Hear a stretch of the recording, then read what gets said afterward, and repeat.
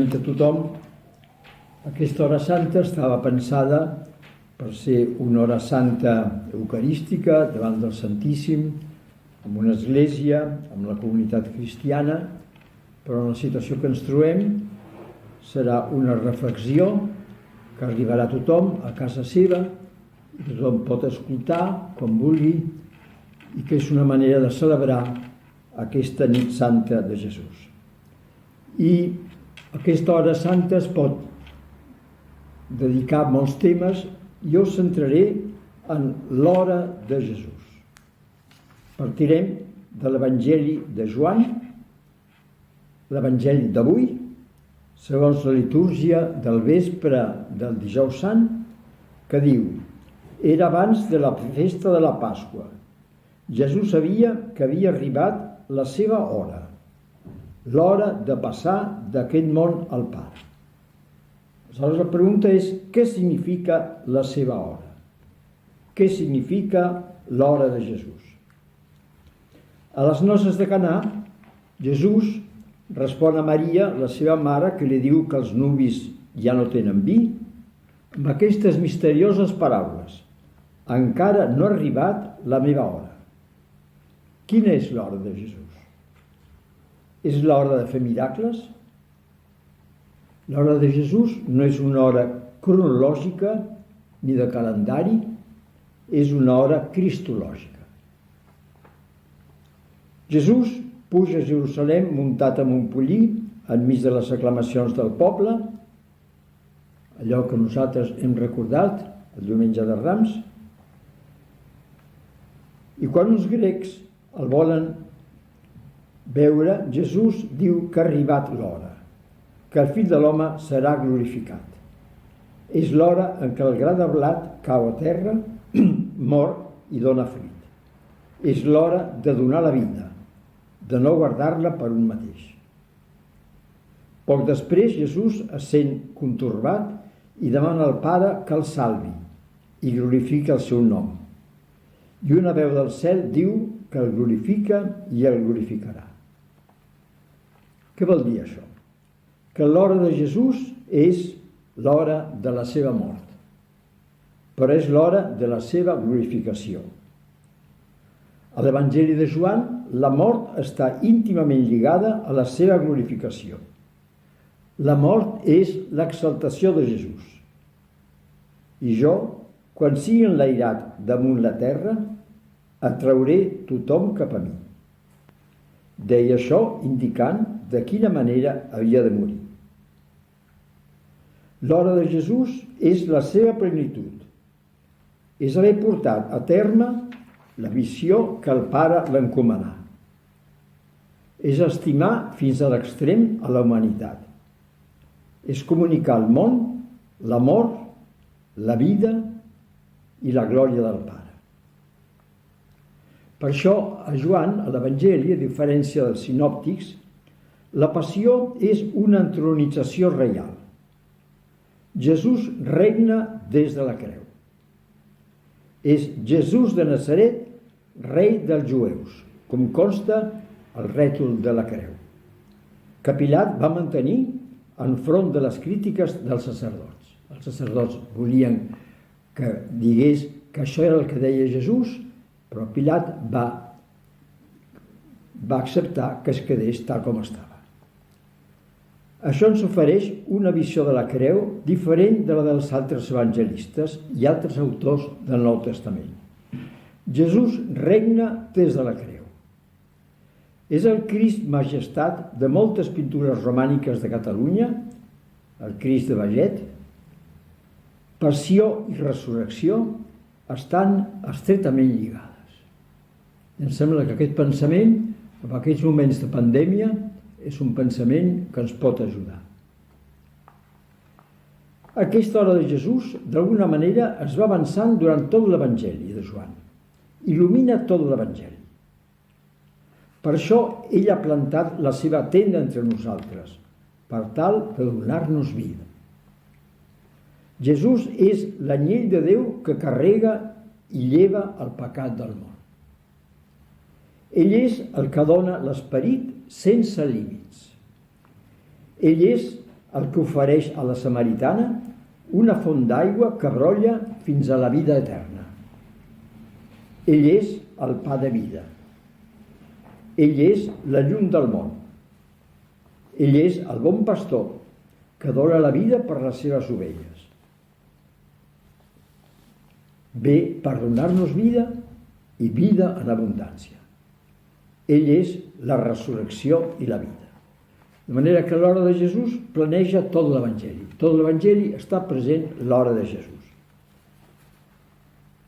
Podem demanar-nos quin sentit té l'hora de Jesús per a nosaltres.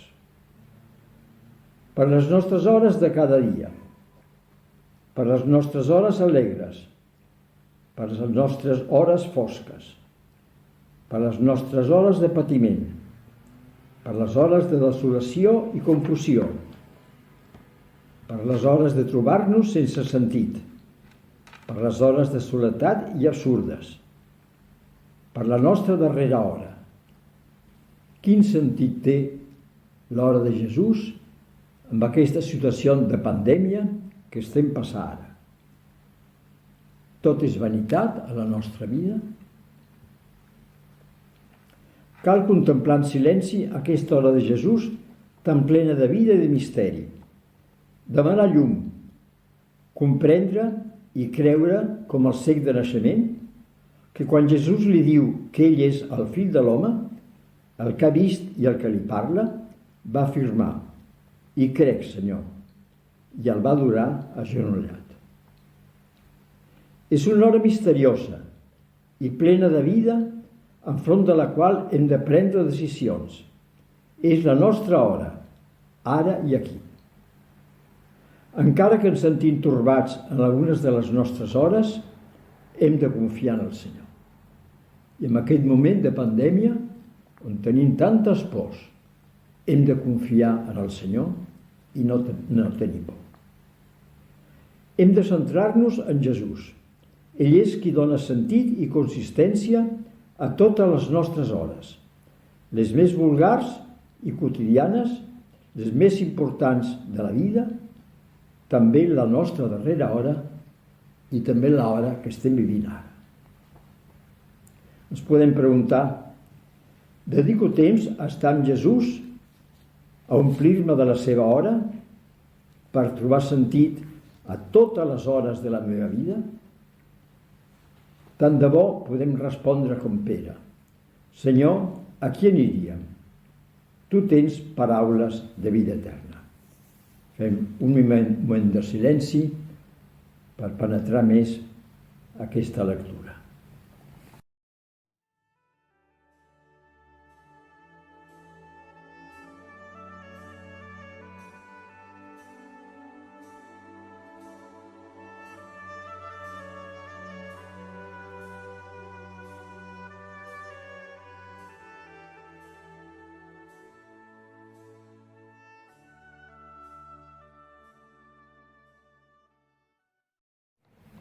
El comiat de Jesús.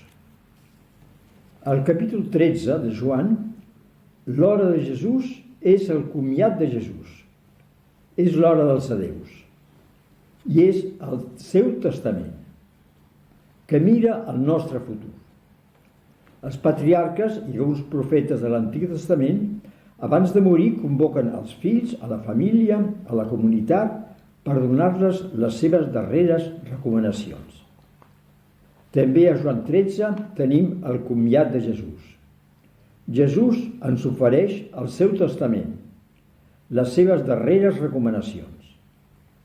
Quin és el testament de Jesús per a nosaltres? Quines són les seves recomanacions?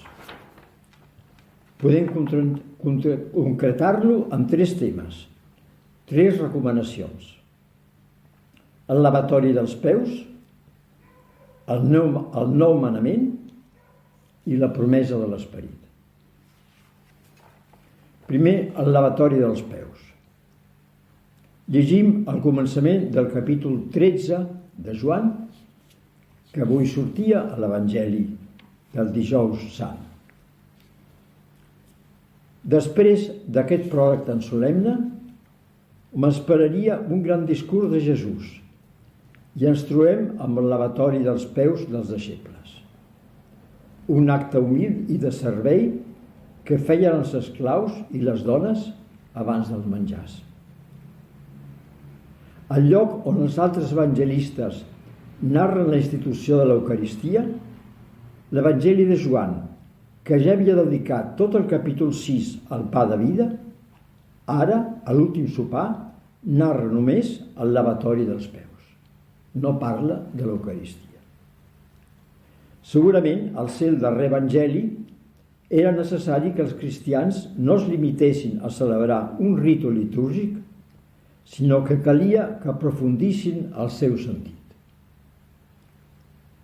Jesús, en aquest darrer sopar, s'aixeca de la taula, es despulla del mantell i comença a rentar els peus dels deixebles i a eixugar-los amb una tovallola. Quin és el sentit d'aquest lavatori? El sentit del lavatori significa que Jesús ha viscut una vida de servei i d'amor, despullat de tota glòria i honor, amb un messianisme no davídic, no com David, sinó nazarè, de Natzaret, que no va voler que l'anomenessin rei. Jesús és Jesús de Natzaret, un lloc que, segons Natanael, des d'on no pot sortir res de bo. També a la creu, com hem vist, es llegeix Jesús de Natzaret, rei dels jueus. Un rètol que ni Pilat va gosar treure.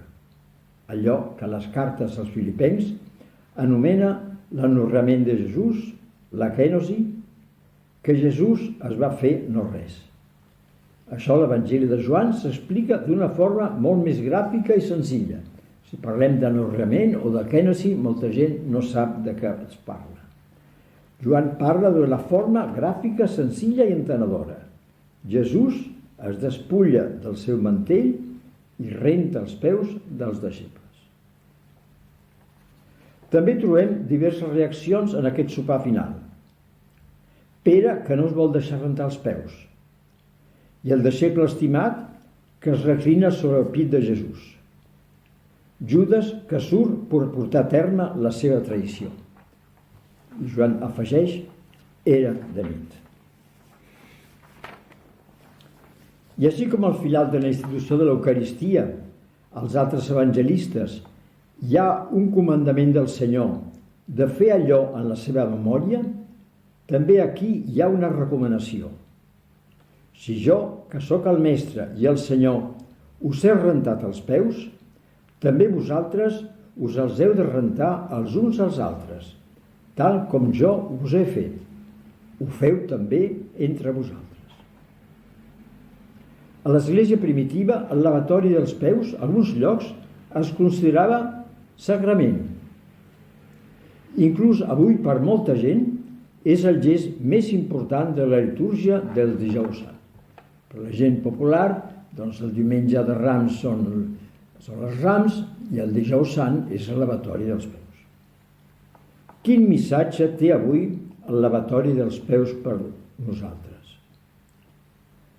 Volem una església poderosa, triomfalista, gloriosa? Cerquem sovint els llocs millors? Ser els privilegiats, com els deixebles de Jesús? O som una església en sortida vers els altres, vers les fronteres existencials i geogràfiques? Som una església autoreferencial? Com actuem de cara als descartats de la nostra societat? Dels sense llar, dels immigrants sense papers, dels joves que no troben feina, dels d'altres cultures i religions. Què significa viure l'actitud de servei de Jesús avui en un món de consum, de masclisme, de violència i guerres, de destrucció de la nostra natura? Escoltem el clam dels pobres i el clam de la terra? Vivim en una bombolla de benestar al marge de la major part de la humanitat els europeus sobretot.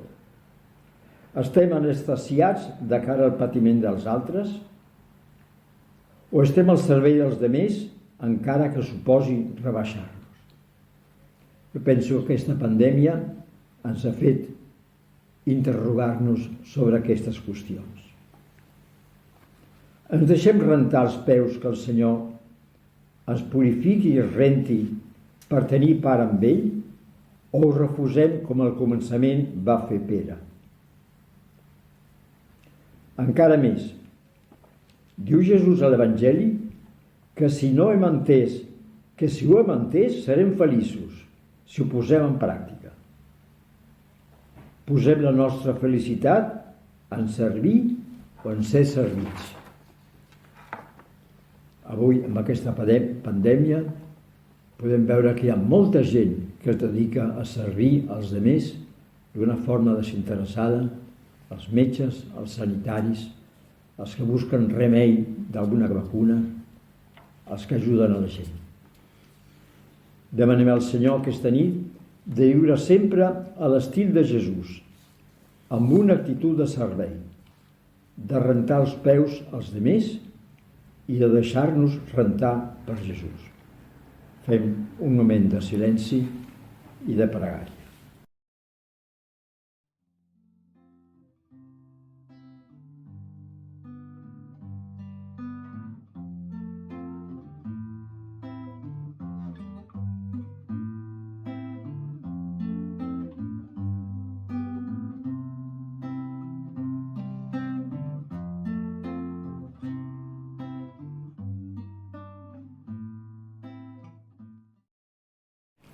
El segon aspecte del testament de Jesús és el nou manament.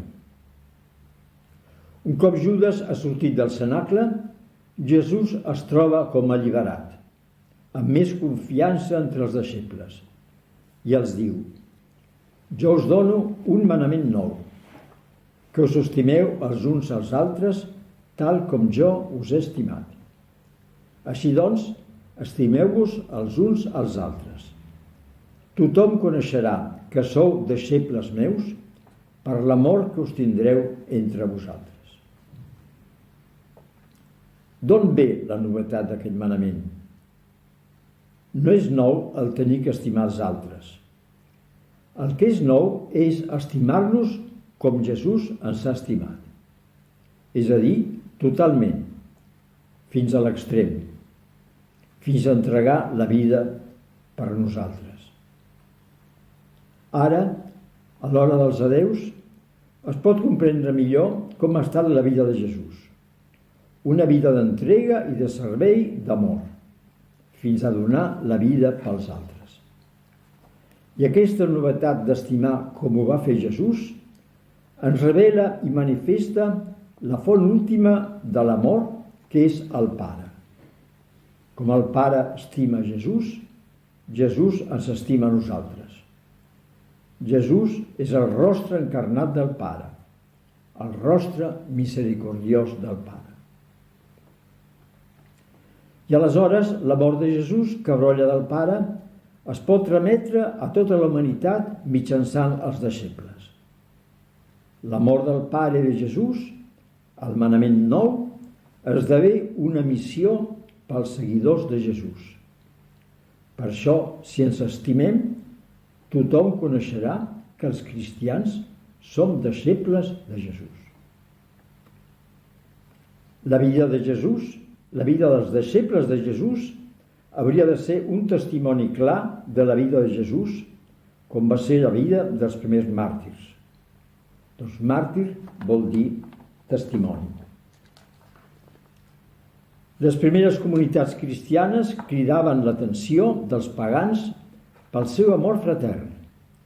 Mireu com s'estimen.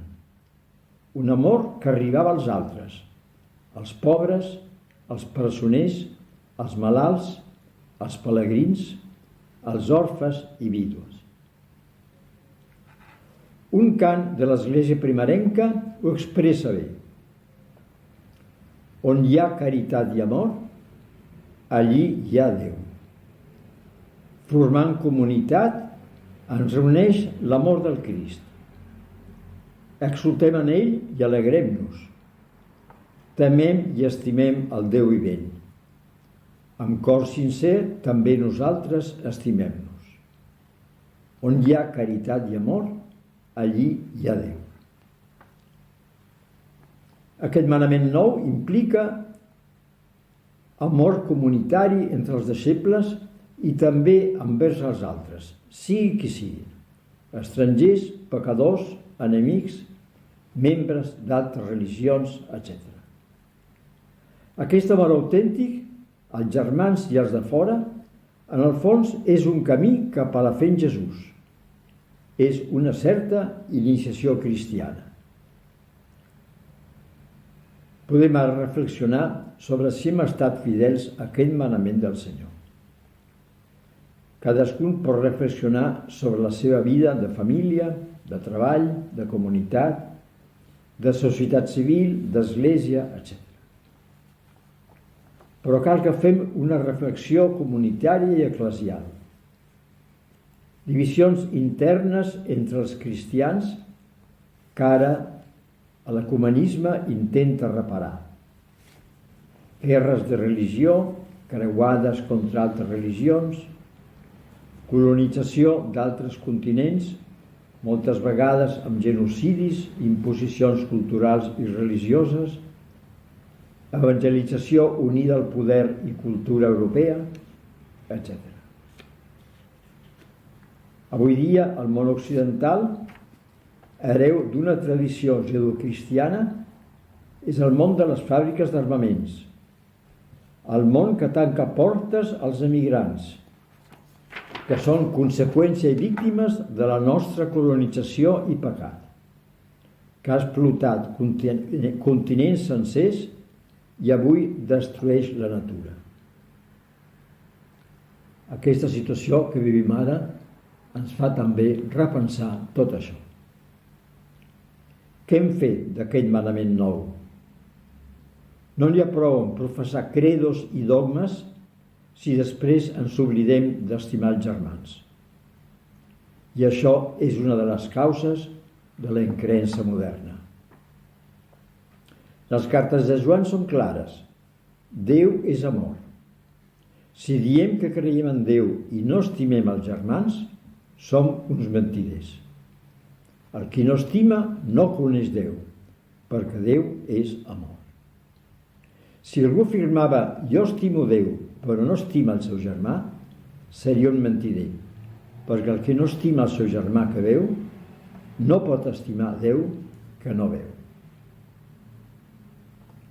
Aquesta nit, tot contemplant l'hora de Jesús, reflexionem sobre aquest manament nou que ens deixa com testament Jesús. Demanem perdó per la nostra manca d'amor i demanem força i ajuda per millorar totes les nostres relacions familiars, laborals, socials, polítiques, eclesials i religioses.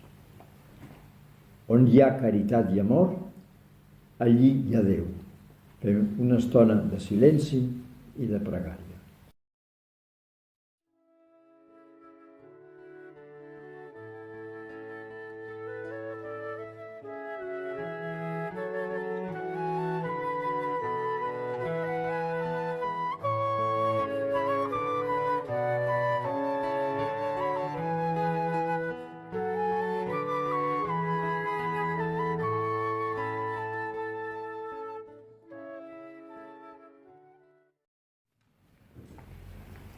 La tercera part d'aquest testament de Jesús és la promesa de l'Esperit Sant.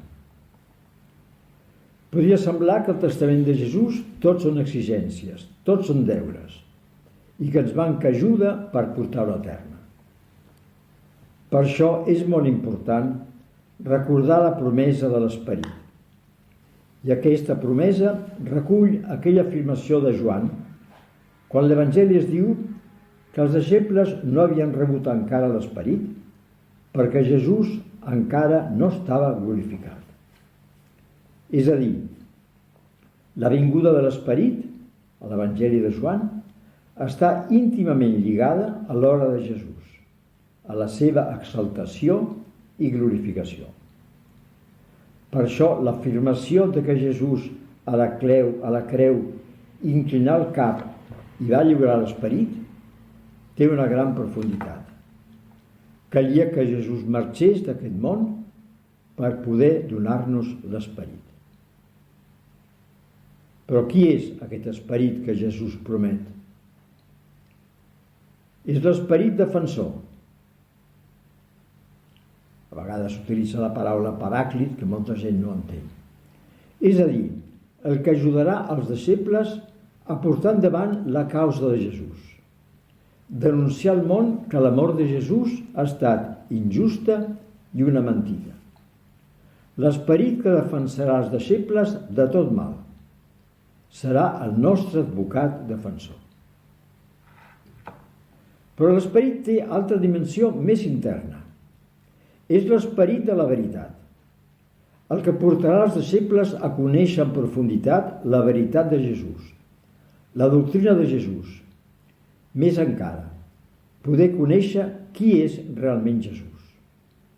Donarà testimoni interior als deixebles de qui és Jesús, amb un coneixement que no és purament intel·lectual, sinó cordial, existencial, vital, comple de goig i de pau, que fa possible creure en Jesús. Aquest esperit és el que donarà als deixebles força per ser testimonis de Jesús davant tot el món. Poder anunciar que Jesús ha mort i ressuscitat, que Jesús és el vivent. Si anuncia l'esperit que Jesús ressuscitat donarà als seus deixebles a la Pasqua, un esperit que ve del Pare i que glorifica Jesús, un esperit que es queda amb nosaltres per sempre, ens acompanya durant tota la vida. Nosaltres vivim en un món tancat en ell mateix, molt secular, agnòstic, que cerca alguna cosa més, però no la troba fàcilment. Per altra banda, un món amb por del present, del futur, guerres, violència, masclisme, canvi climàtic, aquesta pandèmia. També a l'Església l'esperit ha estat oblidat moltes vegades. Es proclama el credo i a la litúrgia, però a les nostres vides personals i eclesials sembla que no hi hagi esperit. Això ens porta a un cert pessimisme eclesial, a allunyar-nos de l'Església, a no trobar sentit a la vida. Com diu un autor oriental, sense esperit, Déu queda lluny. Jesús és merament un personatge històric del passat. L'Església és una simple organització. La missió és pura propaganda. La moral és només un conjunt de lleis. En canvi, amb l'esperit, Déu està aquí. Jesús ressuscitat està present i viu entre nosaltres. L'Església és una comunió trinitària i la missió és una Pentecosta. La vida cristiana és una vida en l'esperit, una vida definitiva i eterna. A l'acabar aquesta estona de pregària, demanem al Senyor que, com fruit de la seva hora, ens doni el seu esperit i que aquest esperit ens ajudi a servir els germans, a rentar els peus i a estimar-los com Jesús ens va estimar. Que aquest esperit ens il·lumini i ajudi a les nostres hores quotidianes de cada dia i que ens ajudi en aquest moment difícil i fosc de la pandèmia. Veniu, ó Esperit Sant, des del cel al nostre pit, amb un raig de llum divina. Pare dels pobres, veniu. Deu-nos els dons que teniu, ó sol que el cor il·lumina. Vos sou el consolador de l'ànima, habitador de l'ànima, dolcíssim refrigeri. En el treball sou confort, en les penes sou conhort, en la claror temperi. o divina claretat, visiteu la intimitat del cor que ja us ansia. Res tindrà l'home si vos no li deu vostres socors, divinal i el bé que sia. Tot el que no és net renteu, tot el que és sec regueu, cureu tota malaltia. Déu als fidels confiats, dels vostres dons esperats, la sacrosanta setena. Tot l'indòmit indolciu, tot el fred encalentiu, regiu el que s'esgarria. El mèrit de la virtut, el camí de la salut, la joia immortal i plena. Amén.